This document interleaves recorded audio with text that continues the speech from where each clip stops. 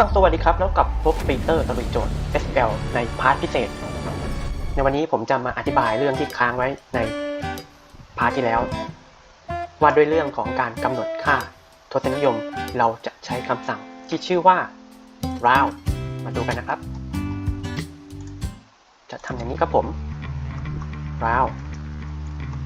เราจะต้องการกี่ตำแหน่งให้ใส่ตำแหน่งที่เราต้องการ3ตำแหน่งก็จะใส่3นะครับผมมาดูกันครับนี่แหละครับคือการใช้คำสั่ง round ในการ